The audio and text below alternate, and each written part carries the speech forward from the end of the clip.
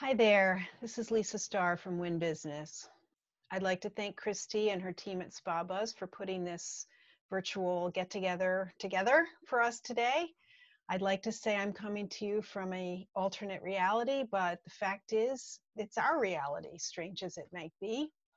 You know, I read a science fiction book last year where something like this happened, a global incident where people were impacted, and it was much worse than this reality, but this reality is pretty bad. A month ago, even 2 weeks ago, none of us would have predicted that we would be where we are. So it's really time to take stock and think about, okay, what do we do with the situation we're in and how do we move forward?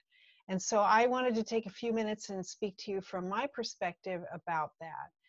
I've been in the industry for a long time. I remember when 9/11 happened and business shut down overnight, really came back in about 6 weeks, where we started to feel normal again. We had SARS in the early aughts.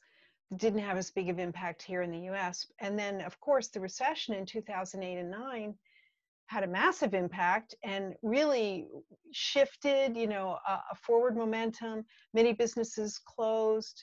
People found other work. There was sort of a resettling of things. And of course, in January of this year, things were booming along. Our projections were great. The economy was buzzing. And it just goes to show you that you can't look that far ahead. Things change that are not within our control. What is within our control is how we respond and how we move forward with our businesses. And that note, I wanted to just walk through a few scenarios with you. Here, I'm going to focus on these 4 areas: finances, leadership, marketing, and looking ahead. I won't take too long because I know you have lots of good people to listen to and other things to do. So starting with finances, obviously the most important thing, because cash is king. And you realized in the last few weeks just how true that was. Hopefully you have at this point, if you're closed, certainly laid off or furloughed most of your employees, if not all. You have put a stop to any recurring expenses that you have show up for deliveries or services that you're not using at the moment. Everything you can do to sort of tighten down and pay only what you have to during this time. Labor for most of us is the single biggest expense that we have. So without that, that's a help, but there are still other bills that you can try to minimize. I'm jumping ahead to the loans bullet. Resources and loans becoming available. The SBA program went into effect last Friday. Although only $3 billion was given out, it's a drop in the bucket to what will be available because many banks were not ready. They hadn't really been told how to handle it. There was a lot of confusion. So hopefully starting tomorrow, more banks will be able to accept those applications. You can go to sba.gov, to the website, and see all of the guidelines for the different packages and what's required. You actually apply through your bank, and your bank website will have that link where you apply.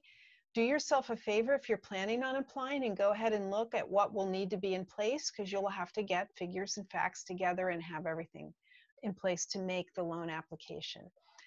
Certainly going forward, you want to look like a business owner who is able to do that, has a good sense of your finances and your plans and has your I's dotted and your T's crossed, because that will make your bank very happy and much more willing to work with you at this crazy time.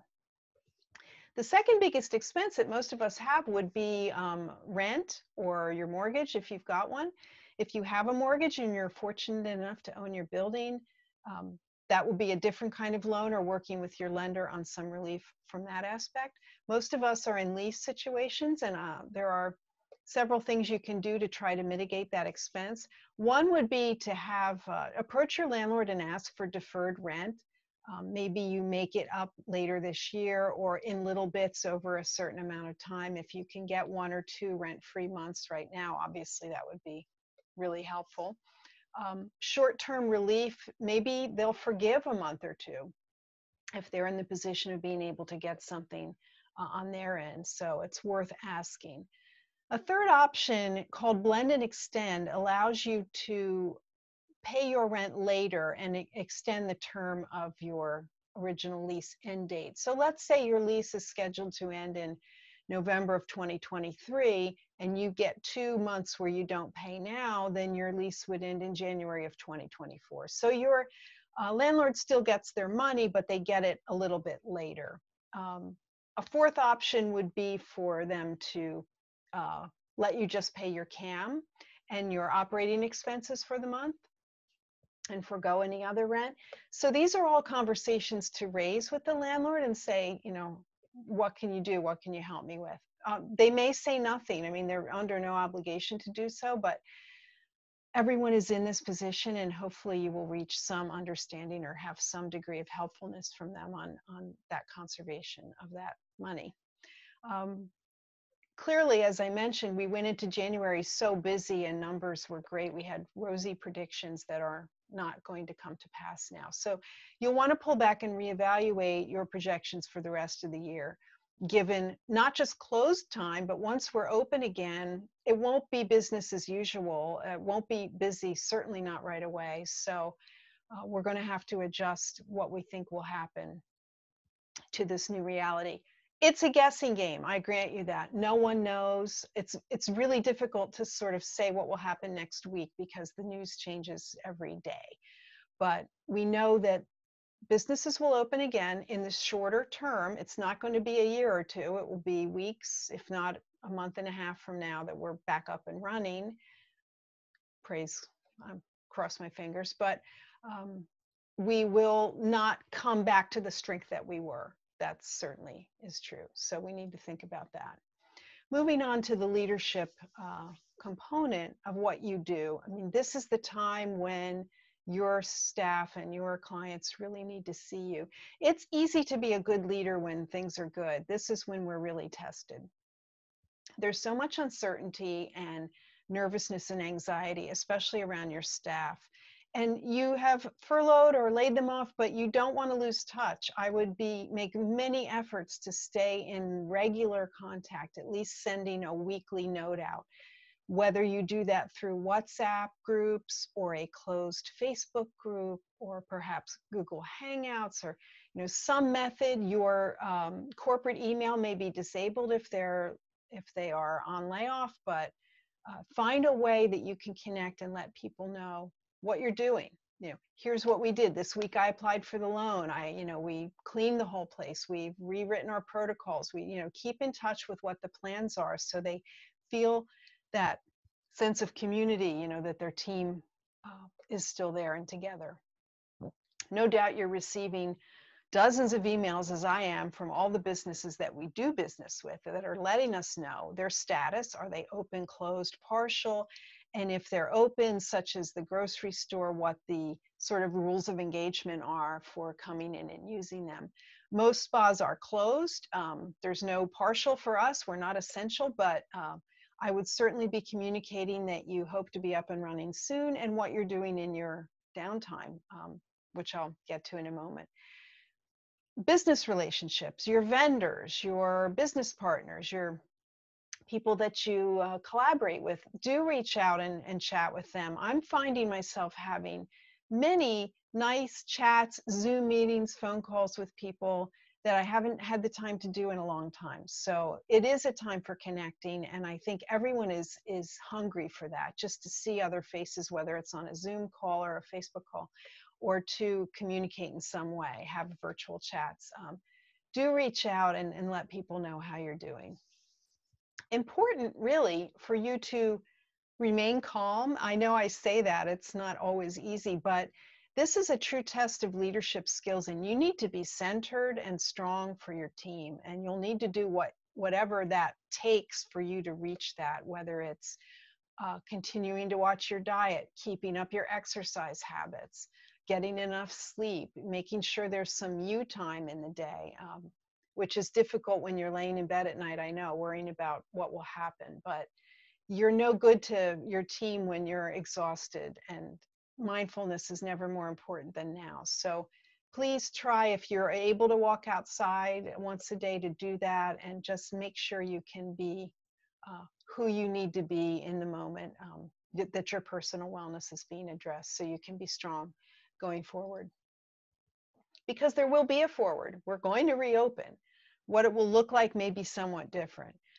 I've talked already about the cleanliness and sanitation need. Now, we know in the spa industry that guests come into our spaces, they disrobe and down to nudity, and they go in rooms with strange people, and they're used to that. That's a norm, and there's never really been any issue. Of course, we have good hygiene and cleanliness standards, but we've never also promoted that so much. And I think you're going to see a lot of, front and center, here's how we clean, here's our protocols around that, or our standards around that. We need to make it very clear. So once you're reopening, you'll want to tell guests through e-blasts or on your website, here's what we've done while you were away.